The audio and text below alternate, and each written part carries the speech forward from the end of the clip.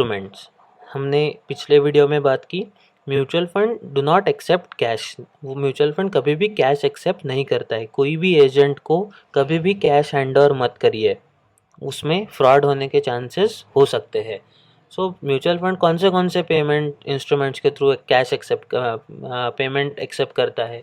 पहला है local checks. आप चेक्स के थ्रू पेमेंट कर सकते हो, आप आउटस्टेशन चेक्स के थ्रू भी पेमेंट कर सकते हो, या एट पार चेक जो है उससे भी आप चेक पे कर सकते हो, पेमेंट कर सकते हो। आउटस्टेशन चेक्स जो है उसमें याद रखने वाली बात है, जहाँ पे कैम्प्स या कार्वी जो रजिस्ट्रार एंड ट्रांसफ़र एजेंट्स के ऑफिस है वहाँ के ही आपको आउटस्टेशन चेक्स चलेंगे, ठीक है।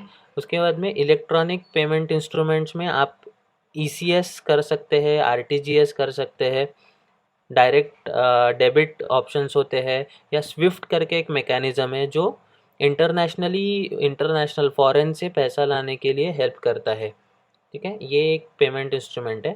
और एक नया पेमेंट इंस्ट्रूमेंट अभी नया सेबी ने लॉन्च किया हुआ है जिसका नाम है ASBA, application supported by blocked amount. इसका लॉन्ग फॉर्म, अस्बा का लॉन्ग फॉर्म जो है वो हमारे एग्जाम पॉइंट ऑफ व्यू से इम्पॉर्टेंट है। Application supported by blocked amount, ये होता क्या है?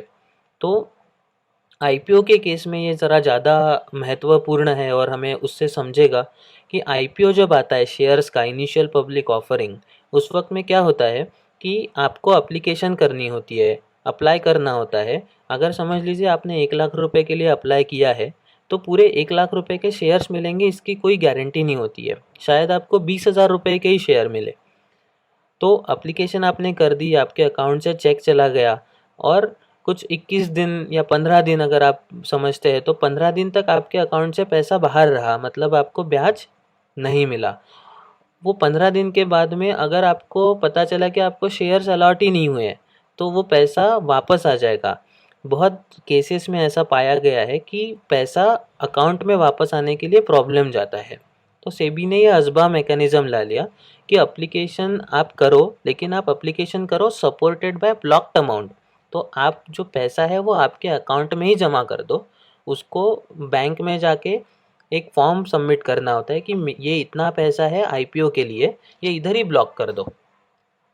ओके, उससे क्या हो जाता है कि एप्लीकेशन हो जाती है बट वो पैसा ब्लॉक रहता है। द मोमेंट आपको शेयर अलॉट होते हैं ये पैसा यहाँ से चला जाता है और आपका पैसा भी नहीं गया, मतलब आपको ब्याज भी मिला, और पैसा गया ही नहीं तो वापस आने का भी रिस्क नहीं है।